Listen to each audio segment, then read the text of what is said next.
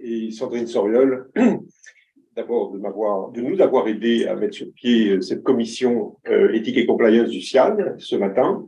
Et je remercie aussi le CIAN de m'avoir confié cette responsabilité d'être aujourd'hui, donc de présider aujourd'hui cette commission, qui est pour moi un honneur, compte tenu de l'intérêt que nous portons collectivement à ce continent et à nos relations avec ce continent. Nous allons donc aujourd'hui traiter du sujet des due diligence en Afrique comme outil de performance économique et de gestion des risques.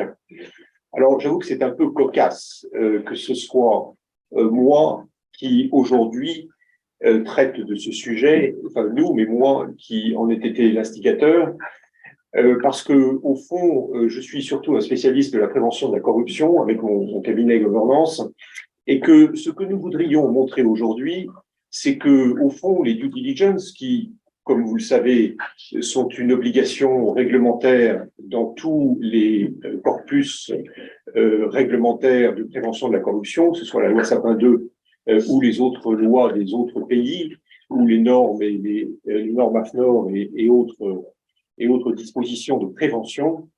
En fait, bien au-delà de ces obligations réglementaires, c'est un vrai outil d'intelligence économique et d'intelligence des affaires, parce que, évidemment, bien connaître les gens avec lesquels on va se marier ou se fiancer est quand même essentiel.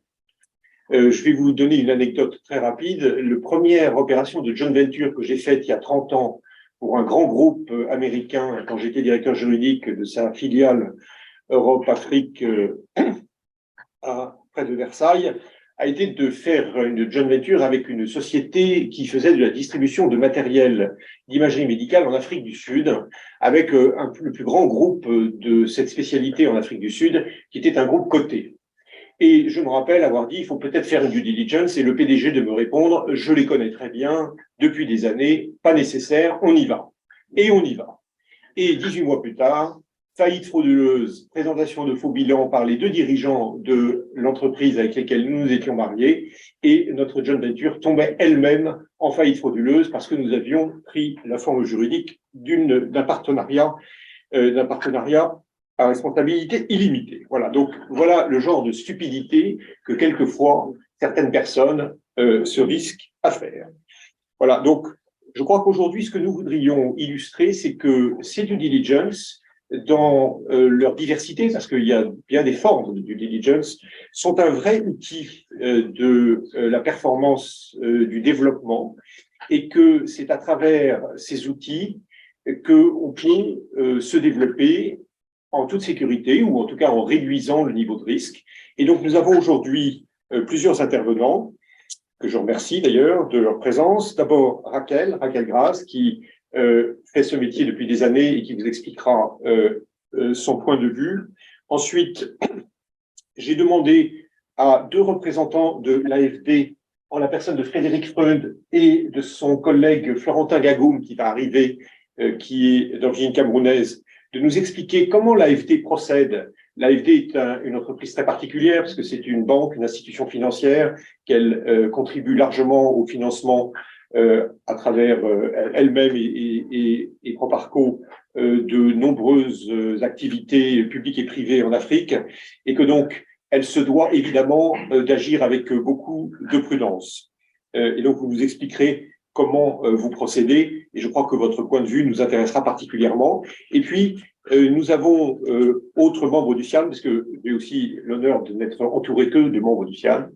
Nous avons Romain Souplier et Ziné Benyamed, qui sont les représentants de la société Kroll, Kroll France ou Kroll Europe, vous nous direz, qui nous donneront leur point de vue de l'Afrique dans toute la diversité de vos activités, et notamment dans tous les développements, notamment digitaux, qui je crois sont très intéressants et très importants à l'heure aujourd'hui où l'Afrique est quelquefois plus moderne que nous dans des développements digitaux, y compris dans le monde des affaires. Voilà, donc nous avons jusqu'à 10h30. J'ai donné 20 minutes maximum à chacun pour parler, donc je vous arrêterai dès que vos 20 minutes seront passées, et nous laisserons les questions, à la fin. Voilà, je vous passe la parole, Raquel. Merci. Merci Pierre, merci Océane, et bonjour à tous. Donc Pierre Laporte a présenté mon activité rapidement, disons que ça fait très longtemps que je l'exerce. Effectivement, ça fait une vingtaine d'années que je suis consultante en intelligence économique et en développement international sur le Moyen-Orient, l'Afrique, l'Asie centrale et le Caucase, mais de fait, l'Afrique est vraiment représente 70% des demandes de différents clients, que ce soit des cabinets d'avocats d'affaires, des industriels, des assurances, enfin, essentiellement des acteurs privés à 90-95%. Donc, à travers SAGE, la société de portage salarial, c'est l'assistance à la gestion d'expatriation, que nous sommes membres du SIAM, je tenais à le préciser. Par rapport à cette réunion d'aujourd'hui, je voudrais d'abord faire un petit laïus justement sur la due diligence, outil d'optimisation et de performance économique. Parler de l'évolution des due diligence sur une vingtaine d'années, donc quelles sont les requêtes des clients, même en entreprise qui nous sollicitent. Je voudrais parler des spécificités africaines et ensuite on découlera une spécificité méthodologique dans le renseignement qui est le renseignement humain, qui est le renseignement que je pratique le plus, puisque les zones que j'ai citées sont généralement globalement marquées par un déficit d'information écrite fiable. Je reviendrai sur ces éléments. Bien entendu, le renseignement humain reste un élément, un outil que d'ailleurs pourrait être complété par Paul avec cette question aussi des sources ouvertes. Et les sources ouvertes, d'ailleurs, sont elles si ouvertes que ça? Est-ce qu'il n'y a pas du renseignement humain dans les sources ouvertes, et notamment numériques? Je pense pas philosopher ou débattre là-dessus. Alors, première chose, les due diligence comme outil de performance économique. Je vais repréciser, et vous savez sûrement mieux ce que c'est qu'une due diligence, mais comme tout objet de renseignement d'affaires, hein, puisque l'intelligence économique, c'est vraiment en fait, un anglicisme, hein, c'est business intelligence, donc renseignement d'affaires. Pour moi, c'est vraiment l'influence ne fait pas partie de l'intelligence économique, la sécurité, pour ma définition, n'en fait pas partie. C'est vraiment le renseignement économique et d'intérêt économique, c'est ça qu'on parle. Cette activité permet aux décideurs de prendre une décision éclairée. Donc, ça veut dire qu'il aura collecté par ses propres moyens ou par des prestataires ou par son environnement, son écosystème, ce qui est extrêmement important et très, très souvent négligé, les éléments nécessaires à la connaissance d'une cible, à la connaissance de l'environnement de la cible, ce qui est de plus en plus important. C'est l'environnement par rapport à un projet ou une activité pérenne. Et ça, on reviendra aussi peut-être sur cette distinction dans la due diligence. Est-ce que les personnes avec qui on va traiter, autorité publique, prestataire privé, on va faire un mariage long ou bien juste un petit contrat l'idée du mariage, on peut en revenir beaucoup là-dessus. Donc, première chose, le décideur doit être en mesure de recueillir, évidemment, d'analyser ses moyens. Deuxième étape, ça va être de se dire, est-ce que j'en sais suffisamment sur ces personnes pour déclencher l'opération. J'ai par ailleurs aussi des activités avec les armées. Les armées, quand elles connaissent, quand elles estiment ne connaître que 5% d'une cible, un djihadiste, son environnement, elles ne déclenchent pas l'opération avec 5%. Il y a un moment, il faut dire non, il faut passer à autre chose. Malgré le temps et l'argent investi, on ne sait pas, il y a des moments où il faut savoir dire, non, je ne vais pas. Et puis, évaluer les risques pour le projet, pour l'activité. Ça, cette partie évaluation du risque est une partie intégrante, évidemment, de la due diligence. Alors, l'évolution des besoins d'investigation de ces due diligence depuis une quinzaine d'années, ce que je vois, c'est dans ce qui nous est demandé. Il y a 15-20 ans, nous demandait vraiment beaucoup de nous concentrer sur les actifs. Sur leur identification, localisation, de donner à notre client une vue vraiment globale et détaillée sur les comptes, est-ce qu'ils sont consolidée, enfin vraiment toute cette partie économique, financière, s'assurer de la bonne adéquation entre une activité déclarée et une activité pratiquée, et puis vérifier les actionnaires, les bénéficiaires ultimes. Ça a toujours été des demandes pérennes. S'ajoute à cela beaucoup de recherches, de demandes de recherche sur l'honorabilité. Et là, vraiment, il y a une partie parfois plus subjective. Il y a des choses qui sont documentées, puisque dans cette partie honorabilité, il va y avoir les contentieux. Mais on verra après aussi quels sont les outils pour les identifier et pour les donc toute cette partie réputation, visibilité du partenaire, contentieuse a pris beaucoup d'importance. Autre chose qui est de plus en plus demandée, c'est vraiment comprendre comment fonctionnent ces systèmes. Donc la partie cartographie décisionnelle, les interactions au sein de ces organigrammes, qu'est-ce qu'il y a derrière l'organigramme, mais aussi beaucoup avec la puissance publique. Et ça, on reviendra beaucoup sur ces questions de personnes politiquement exposées. Elles sont nombreuses. Donc voilà globalement une évolution avec la partie connaissance de la réglementation, qui fait partie de la due diligence, où elle est traitée par ailleurs, mais alors bien que les clients, généralement, donc j'ai dit, soit cabinet d'affaires, soit entreprise, au sein de l'entreprise, ça va être les directeurs juridiques, les secrétaires généraux. La réglementation dans certains pays, on l'a traité avec un autre Pierre, un pays d'Afrique de l'Est, compiler tout le corpus normatif, c'est un gage dur dans certains pays. Il faut vraiment aller sur le terrain, aller dans les administrations pour savoir quelle est la norme qui s'applique, à savoir par exemple quelles sont les conditions pour obtenir une licence d'activité. Si vous n'allez pas sur le terrain, si vous n'avez pas un traducteur pour traduire parfois d'une langue bien rare, toutes ces choses qui devraient être basiques puisque souveraines, c'est ça qui est curieux. Normalement, avoir accès à l'information réglementaire, c'est une activité souveraine dans 99,9 pays des États. Je sais que les États-Unis privatisent par contre cette activité. Mais, même la base requiert parfois donc d'une présence terrain et soit la nôtre, soit évidemment celle de nos contacts. Il y a deux approches. Alors, j'en ai un petit peu parlé avec cette présentation d'évolution, mais côté prestataire, il y a deux façons de voir aussi la due diligence. Soit on garde cette approche capacitaire et réglementaire. Donc, quelles sont les réglementations des pays en question, mais aussi de tiers États, puisqu'avec justement l'extraterritorialité des normes, là, c'est un énorme volet, notamment de la réglementation. Donc, c'est une approche des risques plus par rapport à un risque d'infraction. Vous avez une autre approche qui va être de travailler plus, comme je dis, sur la connaissance profonde des interactions, des modèles économiques, et où là, l'approche du risque va se faire cette fois-ci au prisme de la stratégie de l'entreprise, qui est complètement différent.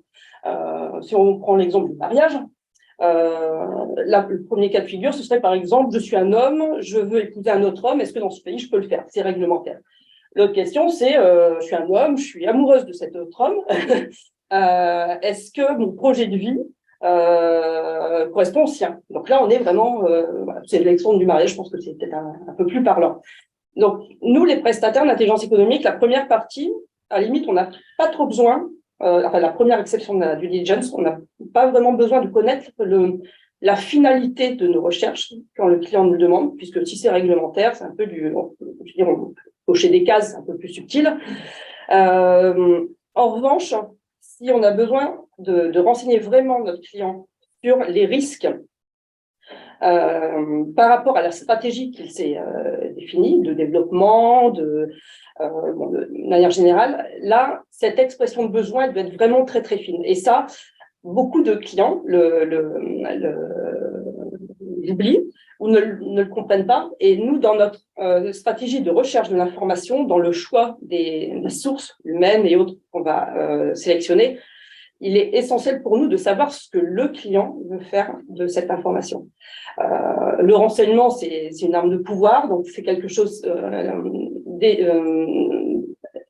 déterminer et partager une expression de besoin. Parfois, c'est difficile avec des clients de longue date, mais on ne peut pas être pertinent si on n'a pas ces éléments. Donc, quand on parle de renseignement, le fameux cycle que tout le monde apprend en école, l'orientation, la recherche, le recueil, le traitement, l'analyse, puis la diffusion, on oublie souvent l'orientation, et l'orientation, c'est vraiment la base. Il nous arrive très souvent, mes collègues, c'est la même chose, de reformuler, de demander au client de reformuler son besoin avant même d'avoir signé, voire de lui dire carrément votre question n'est pas pertinente. Il est souvent arrivé qu'on nous dise on voudrait faire une due diligence sur tel acteur, ou alors dans la due diligence comprendre vraiment les réseaux de pouvoir autour de cette personne. Ah bon, mais pourquoi donc, hein? Ah ben parce qu'on voudrait par la suite faire du lobbying pour changer telle pratique, par exemple, je me rappelle il y a très longtemps en Iran, c'est pour la pratique des buybacks qui embêtait tout le monde, toutes les majors étrangères. Un client nous avait demandé qui était auprès du ministre de l'énergie iranien, son conseiller. Et en fait, connaissant justement le système, on a d'emblée, avant même de commencer la mission, on a dit c'est pas là qu'il faut chercher, c'est ailleurs. Donc évidemment, si on nous dit juste je veux une cartographie de tel acteur ou un focus, on peut le faire, mais si ça ne sert à rien, après le client il va voir qu'il a dépensé de l'argent pour rien puisqu'il n'aura pas rendu opérationnel l'information qu'on lui a apportée. Donc ça, c'était vraiment pour la partie orientation. Pour la recherche d'information, là, il est vraiment essentiel à ce stade pour les consultants d'affiner vraiment qui est la source primaire, donc qui est la source de la source, alors aussi bien dans la source écrite, mais dans la source humaine, ça je pourrais peut-être en parler après, tout l'intérêt du renseignement humain, c'est de pouvoir interroger votre source sur sa source à elle, alors que face à quelqu'un sur un réseau social ou un journaliste, vous êtes dans l'impasse, il n'y a pas d'interaction. Le renseignement humain apporte beaucoup de valeur ajoutée à ce niveau-là. Et au niveau de l'analyse, ça, quand on est dans cet esprit-là de la due diligence, il y a quelque chose de très important, c'est que l'indisponibilité de documents essentiels pour l'entreprise cliente, à savoir, par exemple, les comptes d'une entreprise, c'est souvent les comptes qui sont indisponibles. Qu'est-ce qu'elle révèle? Dans la première acception la plus réglementaire et capacitaire, on va dire telle entreprise ne fournit pas ses comptes, c'est un mauvais signe, on va lui mettre un drapeau orange, rouge. Pour avoir travaillé dans beaucoup de pays, on a parlé de l'Afrique, Asie centrale, Caucase, où les États ne sont pas des protecteurs, mais des prédateurs. Il faut comprendre que les entreprises qui ne dévoilent pas spontanément, facilement leurs comptes, ne le font pas parce qu'elles se méfient de vous, de vos concurrents, mais elles savent que leur État, s'il sait que ça marche bien, ils vont le prendre. Voilà, c'est de la prédation. Donc, je pense qu'au niveau de l'analyse, il y a beaucoup à faire, ne pas se contenter il y a des comptes, oui, non, oui, bon, c'est bien. Le fait de celui, par exemple, dans un pays d'Asie centrale, je me rappelle, on avait travaillé sur 2 sociétés. Une, le patron, c'était vraiment un apparatchik. Donc lui, il n'a aucun problème. Ça fait, non seulement parce que son chiffre d'affaires, il l'avait développé grâce au pouvoir. À côté de ça, il y a quelqu'un qui a vraiment créé sa société à l'huile de coude et qui ne dévoilait quasiment rien. En tout cas, il n'y avait pas de compte consolidé parce qu'il se disait, mais si l'État sait que ça et ça et ça m'appartient, j'ai pour rien dans 2 mois. Et donc là, il faut créer la confiance. Donc ça, après, c'est pas tellement à nous, les consultants, c'est plutôt à l'entreprise de prendre ce temps. Mais tous ces biais qu'on peut avoir parce que nous sommes occidentaux et que l'écrit compte et que dans les bases de données auxquelles nous sommes abonnés, il y a beaucoup d'éléments. Et on pourra revenir aussi là-dessus. Vous n'avez plus que 5 minutes. Oh, bah, c'est très bien. Il n'y a pas de problème. Sur savoir aussi comment sont alimentées les bases de données. Est-ce que ce n'est pas ce qu'on appelle du renseignement tournant? Vous pouvez avoir l'illusion qu'il y a plusieurs sources, mais en fait, vous n'avez qu'une source primaire qui est reprise, revendue par tel ou tel acteur. La même chose pour les indices. Il y aura la semaine prochaine, le CIAN organise aussi une réunion sur les indices de transparence ou avec Sur Doing Business. Doing Business. En fait, merci Sandrine. C'est un vrai sujet de savoir qui est à l'origine. La base du renseignement, c'est de recouper l'information, c'est pas de compiler des informations qui ont en fait la même source, mais une apparence différente. Élément très, très important. Je termine sur l'analyse avant de parler de spécificité africaine. Un autre élément très important pour l'analyse, c'est quand on parle des personnes politiquement exposées, donc c'est crucial dans les due diligence. Vous avez des pays où tout le monde est personne politiquement exposée. Tout le monde l'est. Si vous prenez par exemple certains pays de petite taille qui sortent d'une guerre civile, mais vous ne pourrez jamais, enfin vous n'avez pas, si vous intervenez, même j'allais dire 5 ans après la fin d'une guerre civile, vous n'avez pas eu le temps d'avoir une élite économique, j'allais dire saine, qui soit, dont ni le père, ni la sœur, ni elle-même aient été en interaction ou à la base même. Donc, il y a parfois une exigence de partenariat impossible. Dans les pays d'Afrique australe, on parlait avec d'Afrique australe, il y a le Black Economic Empowerment fait que vous avez des personnes qui, simplement parce qu'elles ont la bonne couleur de peau, se sont vues octroyer des terres, bien entendu en réparation d'un préjudice global, mais les personnes qui l'ont, il y a du copinage évidemment. Et si ce n'est pas, si notre client nous dit est-ce que cette personne est ou a une PPE autour d'elle, ils sont dit non, mais quelle est l'alternative? Toutes les autres personnes prêtes à participer sont des PPE. Donc là, il y a un vrai problème. Donc j'allais dire la partie analogique a aussi une bonne importance dans l'analyse. Il faut avoir ça en tête. Des spécificités africaines, je parlerai peut-être plus du renseignement humain par la suite dans l'échange. Par rapport à tous ces éléments, même si j'ai illustré mes propos avec des exemples africains en partie, je voudrais parler de l'environnement institutionnel et informationnel, qui est une spécificité. Alors, peut-être qu'en Afrique du Sud, en Asie du Sud, en Amérique du Sud, c'est la même chose, mais comme je travaille là-dessus, en tout cas, c'est différent de ce qu'on a dans les pays occidentaux.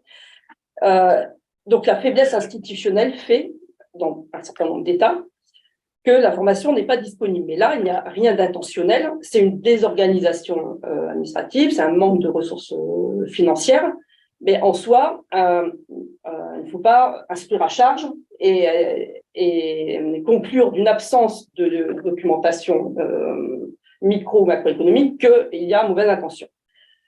Il ne faut pas non plus se voiler la face. Il y a des problèmes de gouvernance et là, vous avez des vraies entraves, soit de la part de la puissance publique, soit de la part d'entreprises, au développement des affaires, même qui leur est préjudiciable. Mais en tout cas, là, il faut savoir à chaque fois si on est dans le déni d'accès à l'information, dans l'entrave, ou bien simplement dans un défaut structurel. À partir de là, et donc vraiment au niveau de l'analyse, c'est différent parce qu'on peut voir si c'est du stock ou encore, s'il y a moyen de rechercher cette information par la confiance. Sur la disponibilité de l'information juridique et judiciaire, on en avait un petit peu parlé, c'est vrai que le CIAN, il y a 2-3 ans, avait organisé aussi quelque chose de très, très intéressant avec des éditeurs de bases de données financières. Ça peut être vraiment donc une véritable gageure de collecter cette information essentielle. Mais à côté de ça, vous pouvez avoir des bonnes surprises. Si vous prenez le journal officiel du Mali, pourtant le Mali, il a connu des soubresauts, ça tient la route. Vous avez vraiment de l'information. Donc en fait, chaque pays présente une spécificité. Côté entreprise, je voudrais parler de l'économie informelle, mais monsieur, vous êtes camerounais, c'est ça? Exactement. Et je pense que quand votre pays en est marqué, encore une fois, l'économie informelle, c'est pas une économie illicite. c'est une économie où les choses ne sont pas renseignées, où elles ne sont pas observées, parce qu'il n'y a pas d'indices, parce qu'il n'y a pas de capteurs. Et il faut faire une grosse différence. Là encore, moi, je tiens vraiment à dire que l'absence d'écrit n'est pas en soi, enfin, il ne faut pas te condamner à cause de cela. Et il faut prendre son temps, il faut aller sur place, mais on ne peut pas instruire à charge en permanence dans notre métier. Ça ne veut pas dire qu'il faut être bisounours. Et, et quant à la presse, je vais peut-être terminer là-dessus. Une minute. Voilà. Quant à la presse, vous avez des pays, si on me donne 20 minutes, je fais 20 minutes, si on m'en donne 2, je prends 2, si c'est 2 heures. Donc, la presse, qui est évidemment une source d'information essentielle et vraiment le primaire. Vous avez des pays où vous avez, si vous prenez l'Algérie, je crois que tous les scandales de corruption sont ont été révélés par la presse. Le problème, c'est que après, ce n'est pas comme Mediapart, par exemple. Mediapart lâche rarement le morceau. Dans des pays voilà, comme dans la presse algérienne ou même régionale, locale, tous les faits de corruption sont renseignés. Après, il n'y a pas de relais, il n'y a pas de suite. Donc ça, il faut vraiment après pouvoir reprendre l'investigation. Et autre chose, et là c'est un problème aussi, c'est que vous avez des presses qui ne sont pas du tout regardantes dans certains pays sur, je sais pas si vous connaissez, sur l'origine, l'origine de la publication. Donc en fait, vous pouvez faire le test dans certains pays, vous écrivez un article, vous l'envoyez, il est publié le lendemain. Personne n'aura vérifié si vous êtes un vrai journaliste. Donc là, entre le renseignement et l'influence, et notre secteur a été un petit peu secoué par des choses qui ne sont pas encore tranchées, mais il y a eu des échos d'influence comme ça sur certains médias en France, mais en Afrique, c'est vrai que vous avez des pays où la presse qui est prévue dans une certaine classe n'est pas la contribution à la presse est faite plutôt par des personnes lambda qui défendent des intérêts privés. Donc voilà un petit peu les alertes. Je passe la parole. Beaucoup, merci beaucoup de ces propos très intéressants et très éclairants. Je vais maintenant passer la parole donc à Florentin Yagoum et à Frédéric Meun. Je voudrais faire simplement une petite transition qui est de rappeler que de faire des affaires, c'est prendre des risques. Et qu'un bon homme d'affaires ou une bonne femme d'affaires, c'est quelqu'un qui comprend les risques qu'il prend pour les minimiser. Et je vous rappelle aussi que toutes les règles de prévention de la corruption dans tous les pays du monde sont basées sur des analyses de risques et des prises de risques. Et qu'aucune législation vous interdit de prendre des risques. En revanche, elle exige que vous connaissiez vos risques et que vous ayez pris des mesures de précaution pour couvrir les risques que vous avez identifiés.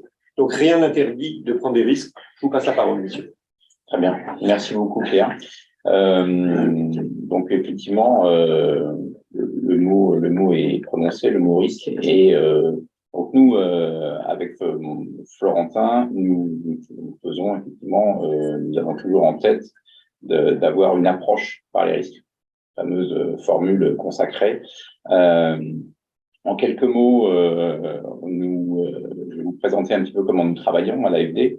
Donc, le département de la conformité, depuis que la CPR nous demande d'être séparé de la direction des risques et directement maintenant rattaché à la direction générale de l'AFD. Et donc, on est un département de à peu près 25 personnes et on est 11 chargés de mission conformité. Les autres personnes s'occupent de revoir les conventions que l'on va signer avec nos contreparties. Et on a également une minuscule petite cellule fraude et investigation. Trop petite à mon sens, mais bon, ça n'engage que moi. Et donc, nous sommes chargés de revoir non pas l'ensemble, car nous ne le pouvons pas, mais les projets sur lesquels ont été préalablement identifiés ce que l'on appelle des red flags.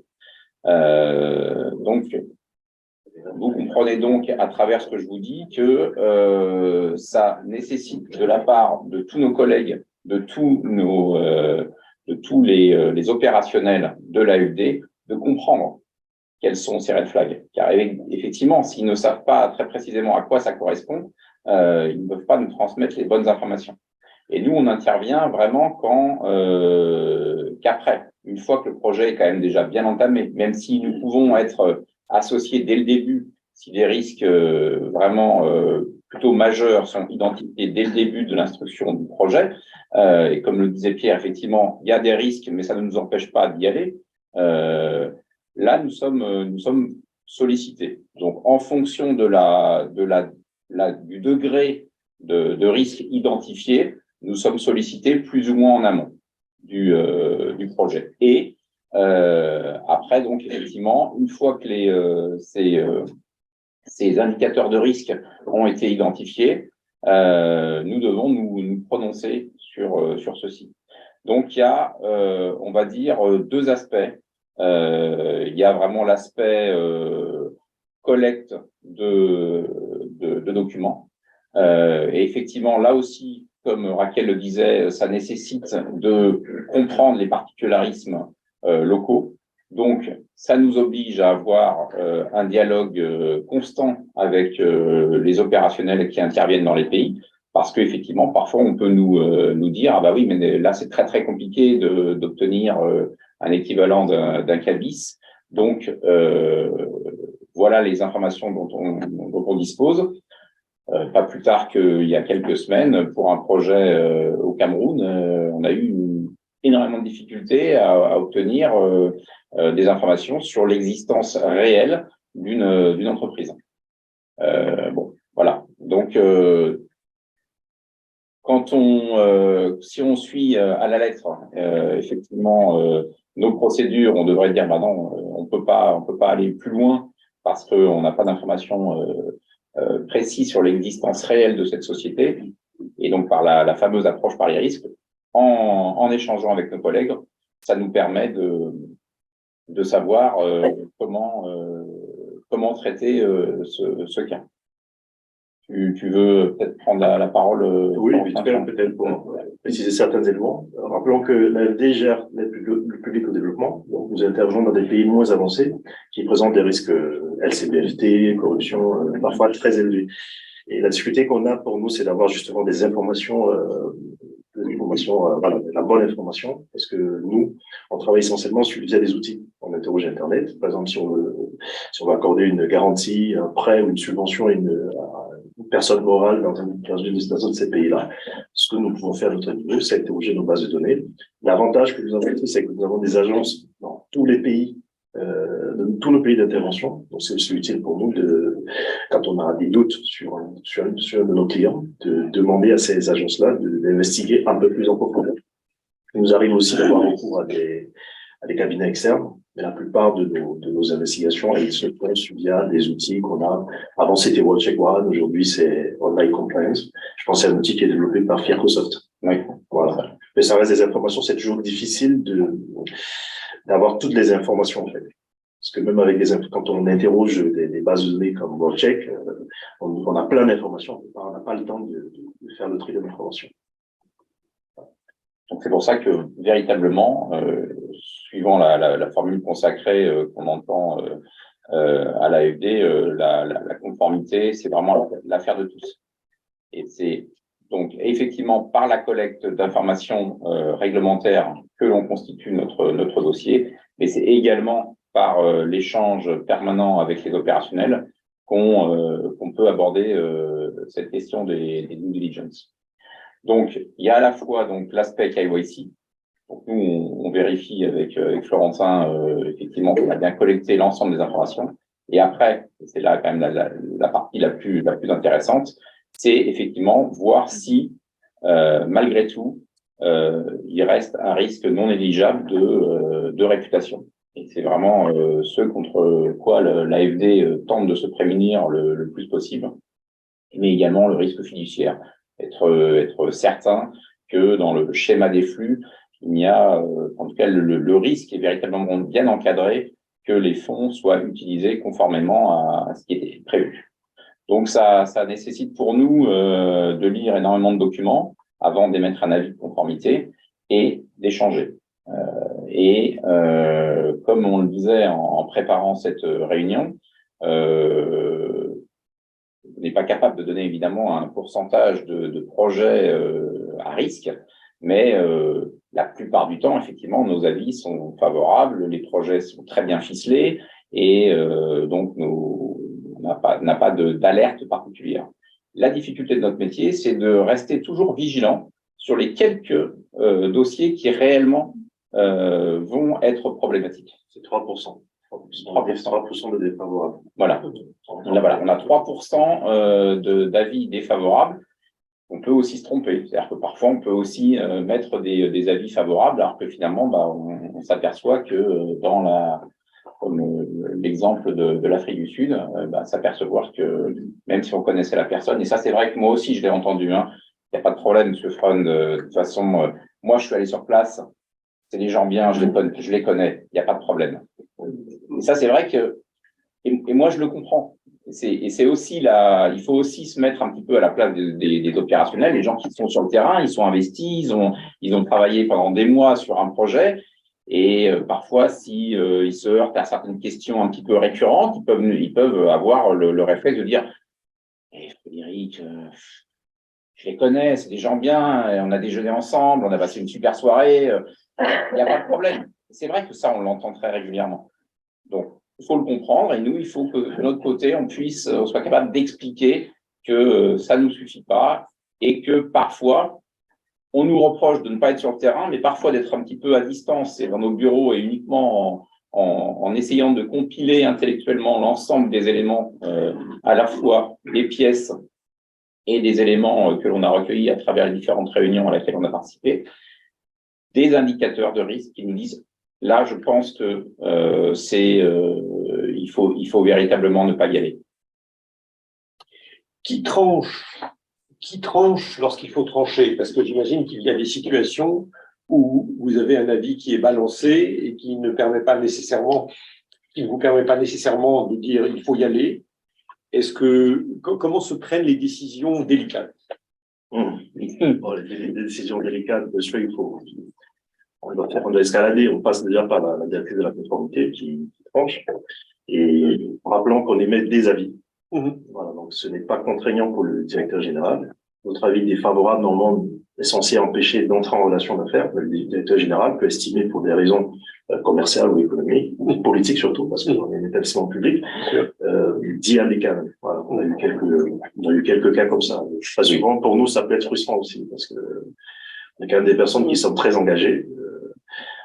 Moi, de par mes origines, voilà, quand je vois qu'on parle d'un projet dont j'ai connaissance par ailleurs qui a des soucis, parfois c'est des soucis, très souvent des soucis réputationnels, ça, pour nous, ça nous empêche, je pense, de dormir parfois.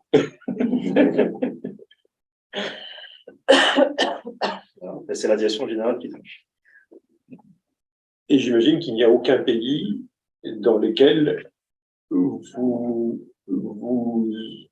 considérez qu'il n'est pas possible d'aller. Non. Il y a des listes, on a la liste Galfinois, par exemple, tout ce qui est LCBF, on a des listes Corée du Nord, voilà, d'accord, ils ne sont pas très nombreux, on a des interdictions d'aller. Et rappelons aussi qu'on a un cadre d'intervention qui est assez limité. C'est les pays les moins avancés, ils sont listés par le CDE. Oui. On peut pas investir demain en Allemagne. Oui. Voilà, on est très limité, on finance vraiment le développement et on intervient du coup dans des pays les moins avancés. D'accord. Et après, il y a aussi une particularité, c'est que il existe chez nous, à l'AFD, une liste d'exclusion. C'est-à-dire que nous ne pouvons pas non plus intervenir dans certaines activités. Ouais. Et donc, parfois, effectivement, nous sommes à la limite. Dernièrement, j'ai eu à traiter d'un projet qui n'était pas en Afrique, mais où il était question de financer une entreprise d'Amérique du Sud qui faisait du plastique biosourcé. Voilà, on s'est très clairement posé la question de savoir si l'AFD pouvait s'engager aux côtés de ce genre d'entreprise, quand on sait que malgré tout, les conditions de fabrication du plastique biosourcé ou pas restent assez controversées. Et par ailleurs, il y avait aussi d'autres sujets réputationnels, qui fait que tout ça combiné m'a conduit à émettre un avis défavorable. Et après, comme le disait Florentin, effectivement, après, il y a toujours un dialogue et un échange pour essayer de confronter nos arguments. Et effectivement, donc c'est pour ça que je suis aussi content d'être aux côtés de mes voisins. Nous faisons aussi, lorsque nous sommes en proie au doute ou à certaines difficultés, des cabinets d'intelligence économique pour essayer de trouver des réponses là où avec les éléments dont on dispose, que nous n'avons pas. Oui, je voudrais préciser, parce que Raquel en a parlé, que ni le contexte historique, ni le contexte juridique de l'Afrique du Sud ne posent d'interdiction de se développer en Afrique du Sud, évidemment. À nouveau, le fait que beaucoup de personnes aient des liens qui les rendent, qui les mettent dans la catégorie de personnes politiquement exposées, n'interdit pas de faire des affaires en Afrique du Sud. Ce que cela exige, c'est de prendre des précautions pour s'assurer que le business qu'on fait ne vous expose pas à des risques qu'il n'est pas souhaitable de prendre ou que vous ne voulez pas prendre. Mais en tout état de cause, développer l'Afrique du Sud est quand même l'intérêt des Africains du Sud et évidemment des entreprises qui aident à développer l'Afrique du Sud. Voilà, parce que moi, c'est une question que j'ai souvent pour mes clients, nos clients qui sont présents ou voudraient se développer en Afrique du Sud et qui quelquefois sont évidemment réticents à cause des particularités exposées précédemment. Je crois que l'essentiel ici, c'est vraiment de prendre des mesures de protection et de précaution pour s'assurer que les personnes avec lesquelles on traite, en dépit du fait qu'elles sont des personnes politiquement exposées ou qu'elles ont un historique qui peut être un risque en tant que tel, avec des mécanismes à la fois juridiques, de contrôle interne, etc., permet de tout simplement monitorer, pour parler en bon français, ces risques identifiés. J'imagine que vous partagez cet avis. Tout à fait. D'ailleurs, dans la LD, on a cette obligation aussi d'identifier ces PPE-là. Oui. En général, c'est rare qu'on y mette un avis défavorable parce qu'il y a une telle. On va y mettre un avis défavorable s'il y a des occurrences négatives, sérieuses, significatives vis-à-vis de ce PEP-là. En général, quand on identifie des PEP, il y a des mesures complémentaires, à savoir autorisation de l'exécutif. S'il n'y a pas d'occurrence négative, en général, c'est la directrice de la conformité qui donne l'autorisation d'entrer en relation d'affaires. S'il y a des occurrences négatives, ça passe au niveau de la DG. Alors, cette notion de personnes politiquement exposées, de PPE, c'est une notion qui est particulièrement importante en Afrique parce que la vie à la fois économique, politique fait que les liens sont souvent, il y a souvent une perméabilité forte, comme ici d'ailleurs, et c'est probablement ce qui nous rapproche de l'Afrique. Et de ce fait, il convient de bien identifier la nature des relations pour tout simplement s'assurer que ce simple fait ne puisse pas finir à charge. Parce que le jour où vous avez une enquête d'une autorité, vous avez une enquête d'un procureur français ou étranger à la France, c'est une des premières questions qui va être revue et qui va être investiguée avec beaucoup d'attention. Et moi, je peux vous citer un exemple, par exemple, où nous avions traité avec quelqu'un qui était une personne politiquement exposée, mais dont le délai avait expiré d'interdiction de faire des affaires, puisque c'était un ancien ministre, et que de ce fait, juridiquement, on avait pris toutes les précautions et que donc on ne pouvait pas nous reprocher de ne pas avoir vu ce point et de ne pas avoir analysé, prendre la bonne décision. Voilà. Est-ce que vous voulez rajouter quelque chose avant que je passe peut-être la parole à nos amis de Kroll? On va laisser la parole à Alors, Robin, peut-être je vous laisse. Oui. Pardon. Non, avec plaisir. Juste pour introduire le contexte, c'est peut-être une tendance globale avant de laisser la parole à Robin. Alors, dans un monde où le risque est de plus en plus croissant, on parle beaucoup de réputation, d'honorabilité, d'image, il y a la perception du risque, une vision plutôt subjective, et il y a évidemment le risque lui-même avec une évaluation objective, l'accès à l'information, méthodologie, une approche éclairée que propose notamment Kroll. Et donc, évidemment, dans ce contexte, l'accès à l'information et à la bonne information est essentiel pour tous. Donc, l'idée, en fait, c'est ce que dirait certainement Robin, au travers de l'évaluation de ces risques, donc de la due diligence, de réputation, d'honorabilité, ce n'est pas un go ou un no-go, mais c'est plutôt d'anticiper, de prévenir, d'appréhender et de minimiser les risques. Et donc, c'est mettre la transparence au service de la performance, mais aussi de la pérennité. Évidemment, apporter aussi la sérénité à un investisseur. En fait, ce que je voudrais aussi ajouter comme tendance qu'on observe en Afrique, c'est que, disons, sur ces dernières années, c'était plus les investisseurs étrangers qui voulaient appréhender le risque en investissant en Afrique. Mais aujourd'hui, l'Afrique elle-même veut aussi se prémunir du risque. Elle veut aussi connaître ses partenaires, ses investisseurs. On sait qu'il y a une compétition des nations à investir sur le continent africain, mais aussi des investisseurs qui se ruent à investir. Et l'Afrique, gouvernement ou entrepreneurs ou investisseurs, quels qu'ils soient, veulent aussi savoir avec qui ils s'associent, avec qui ils travaillent. Et donc, chez Kroll, on a observé, c'est une expertise évidemment pointue qui était avant peut-être plus utilisée par des investisseurs occidentaux, mais aujourd'hui, l'Afrique est de plus en plus en demande d'intelligence économique. L'Afrique entre elles, qui investit d'un pays à un autre, mais aussi des investisseurs étrangers qui viennent investir sur le continent, on veut savoir avec qui on fait affaire. Et donc, voilà, c'est des sujets qui s'ancrent de plus en plus dans les esprits. En tout cas, je constate que l'Afrique est de plus en plus mature, de plus en plus réceptive, et des clients qui étaient principalement occidentaux deviennent aujourd'hui aussi africains. Et je laisse la parole à Robin pour les détails de l'approche. Ouais, merci. Alors, bon, de notre côté, je pense que le principal risque quand on traite un dossier est de traiter un dossier et de faire une enquête en Afrique comme on peut le faire dans des pays occidentaux ou en France. Parce que la structure du domaine public en Afrique n'est pas du tout la même que celle que l'on peut trouver dans des pays occidentaux. Quand vous parliez tout à l'heure, Florentin, de bases de données qu'on peut utiliser, on met un nom et on a plein de résultats. Oui, parce que on n'a pas de base de données qui agrège de la donnée judiciaire. Alors, au niveau de l'OHADA, on commence à avoir des choses qui sont faites, mais c'est absolument pas exhaustif. La même chose pour des données corporate ou de bases de données qui synthétisent ou qui agrègent des occurrences ou des liens entre des sociétés et des individus. En France, par exemple, on a des bases qui nous permettent d'identifier toutes les sociétés passées ou présentes affiliées à un individu à travers un mandat ou une participation. C'est pas des choses qu'on a en Afrique.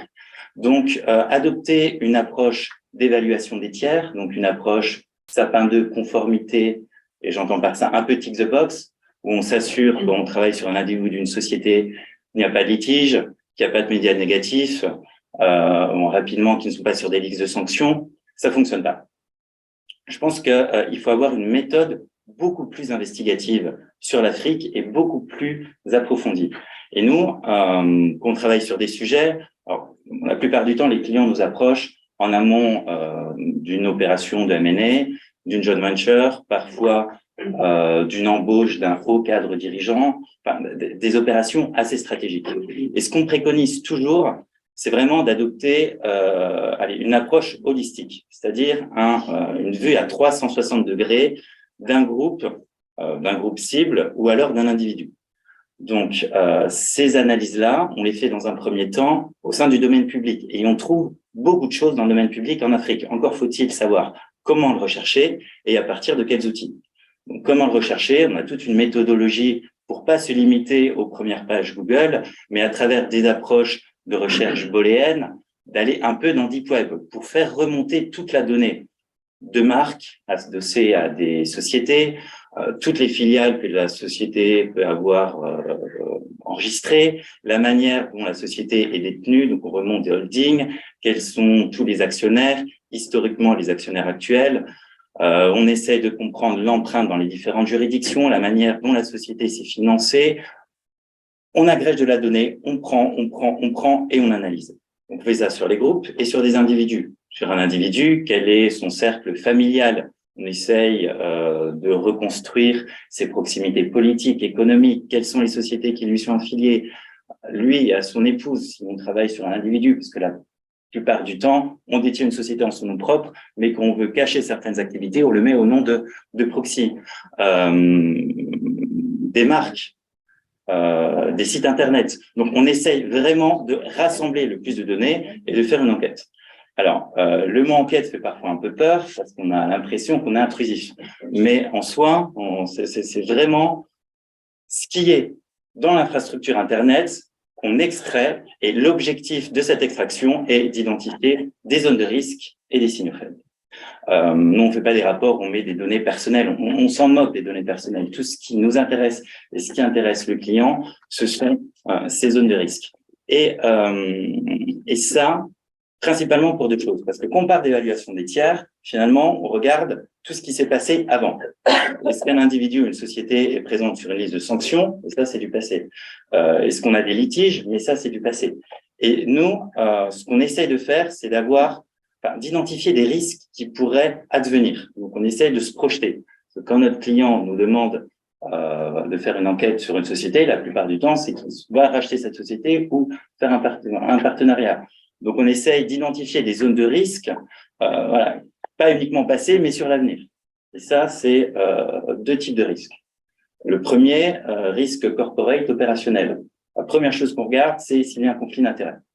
Donc, conflit d'intérêts, la plupart du temps, c'est un individu qui vend sa société et qui, en parallèle, a des intérêts dans le même secteur d'activité, parfois dans la même juridiction, parfois dans d'autres juridictions, ou alors qui est en train de monter une boîte concurrente via laquelle il va pouvoir débaucher soit des salariés, soit conduire une activité concurrente. Donc, on cherche déjà à identifier si on n'a pas des sociétés, des holdings en cours de création. Et ça, on le fait comme il n'y a pas de base de données spécialisée et très approfondie, on le fait à travers des recherches investigatives de domaine public. Par exemple, il n'y a pas longtemps, dans le cadre d'un dossier, on a identifié une holding enregistrée aux Seychelles à partir de recherches conduites sur l'adresse du domicile de l'individu qui cédait la société. Si on se limitait à une recherche sur son nom, une recherche sur le nom de la société, on n'aurait pas pu identifier cette boîte aux Seychelles. Mais en cherchant à partir de l'adresse, on identifie cette boîte en zone offshore.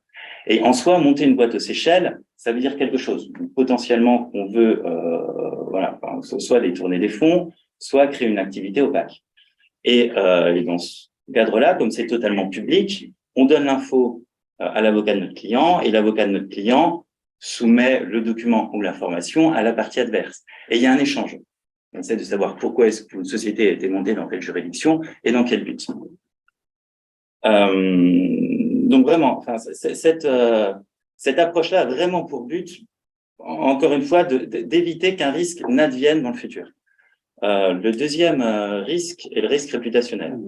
Alors, bon, là, on touche, et c'est un peu ce qu'a Raquel, vous avez mis le doigt dessus tout à l'heure, toute la structure et l'écosystème informationnel africain. On a quand même énormément de blogs, énormément de choses diffusées sur les réseaux sociaux, Facebook en particulier, qui est utilisé par la moitié des internautes en Afrique. Beaucoup de sites où les informations sont pas vraiment vérifiées, pas vraiment fiables.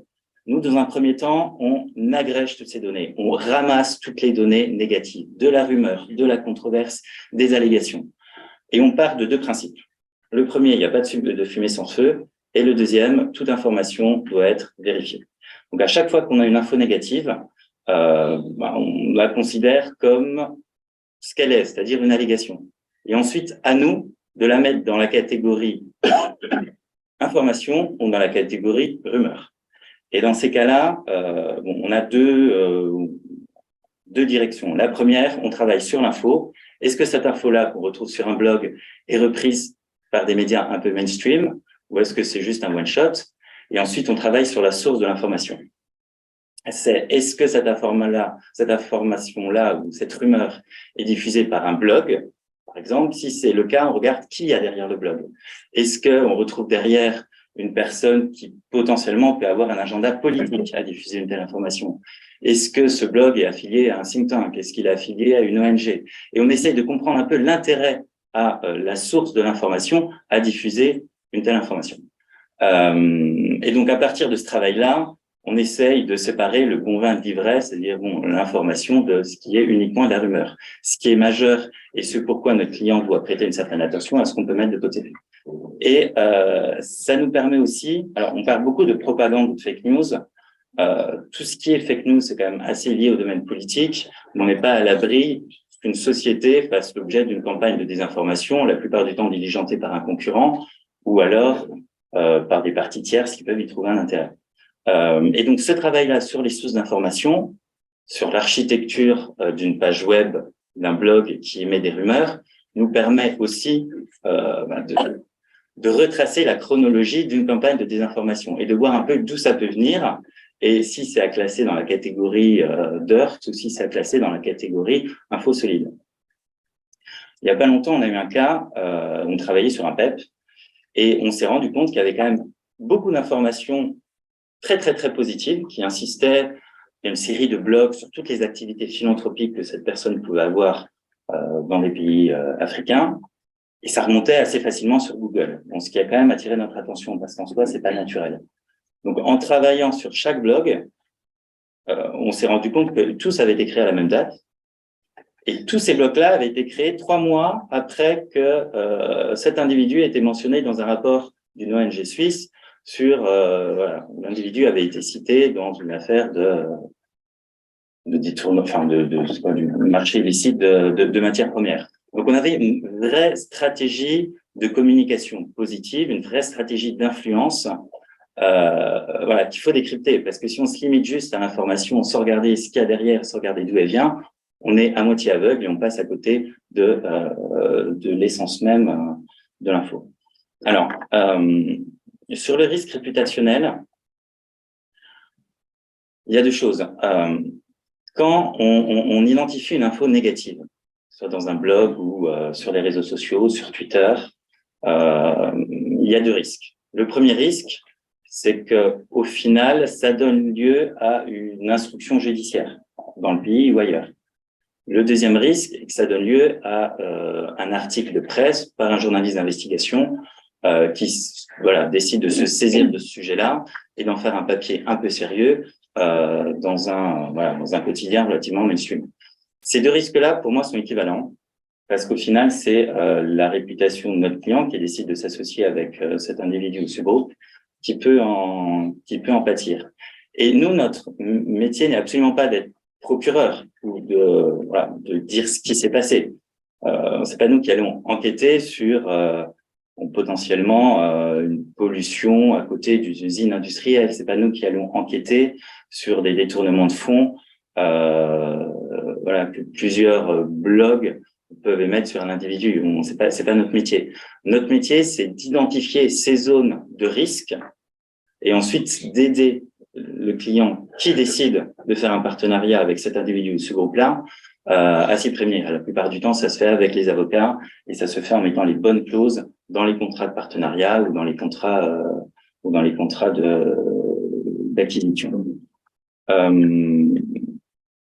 Ouais, 5 minutes. Ouais, 5 minutes. Alors peut-être quelques mots sur un peu les tendances actuelles des due diligence, parce qu'on a le côté réputation, on a le côté éthique, mais de plus en plus nos clients nous demandent d'ajouter à cette revue réputationnelle des aspects un peu plus macro. Alors surtout quand nos clients ne connaissent pas trop l'Afrique, nous connaissent moins des juridictions, et là on bascule assez vite dans une approche presque risque pays. On décrypte également quel est l'écosystème, la manière dont les choses se passent dans les coulisses, la manière dont le pouvoir politique s'est développé au cours des 6 derniers mois, des 3 dernières années, en matière de sécurité, en matière sectorielle, soit de lutte contre la corruption, soit quelles sont les pratiques d'affaires en matière d'agents, en matière d'intermédiaires, en matière de lutte contre la corruption dans un pays, quel est l'état au-delà des chiffres qu'on peut trouver dans Doing Business, comment les choses se passent. Donc, on a vraiment un côté un peu macro qu'on utilise, enfin, qu'on demande souvent. Deuxième point, c'est toutes les problématiques ESG. Donc, côté gouvernance, on a traité, mais surtout le côté environnemental. De plus en plus, où on fait des enquêtes. Ah oui, enfin, mais c'est assez récent. Où des enquêtes pour essayer de comprendre quels peuvent être l'impact d'une industrie sur l'environnement. Là, soit on est en phase très amont d'une participation, d'une JV, et donc on prend le sujet d'un point de vue externe uniquement, on essaye de comprendre voilà, s'il y a eu des rejets de pollution, des rejets de produits chimiques, à travers des enquêtes de terrain. quelles sont les conditions de sécurité ou de sûreté dans l'entreprise, ou est-ce qu'on a est-ce qu'il y a des sujets en matière d'environnement ou en matière de social, de respect de respect des droits humains, de respect du droit du travail, du droit de la grève et autres. Bon, en amont, très très en amont d'une opération, on le fait à travers des enquêtes de terrain et des analyses en source ouverte uniquement, et quand on rentre un peu dans le dur, on a accès à de la doc interne, on a accès à des documents, en due diligence financière, juridique, et parfois on nous donne aussi accès à la documentation pour puisse faire des due diligence environnementales. On compare les pratiques environnementales ou sociales de l'entreprise avec les bonnes pratiques internationales qui sont qu'on retrouve dans la plupart des acteurs du domaine. Troisième point, tout ce qui est cyber, parce qu'on peut aussi faire beaucoup de choses en cyber en externe. C'est vrai que c'est un aspect que parfois les clients oublient.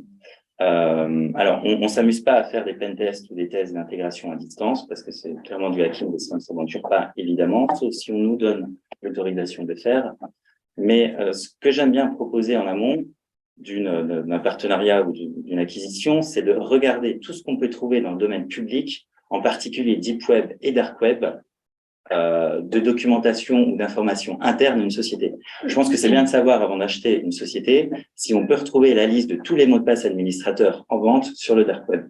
Donc, si on peut retrouver des documents de salaire ou des brevets qui sont des choses comme ça. Et c'est des choses qui peuvent être faites relativement facilement. Encore faut-il savoir comment faire les recherches. Donc ça, c'est des choses qu'on nous demande de plus en plus.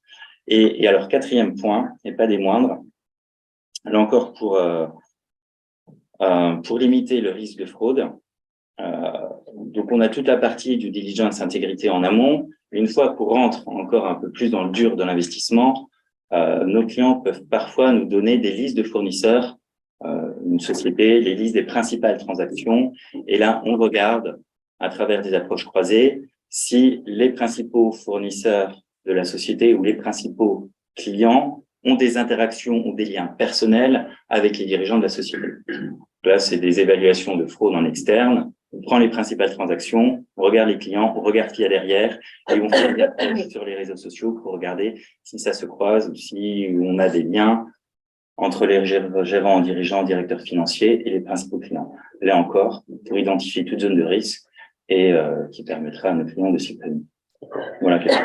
Merci beaucoup. Merci à tous les deux. C'est très intéressant et en particulier tous ces aspects digitaux là me semblent très très importants, en particulier pour l'Afrique qui, à moins égards, est en avance sur le reste du monde. Et donc, je crois que c'est important d'appréhender cette problématique à travers ce prisme-là.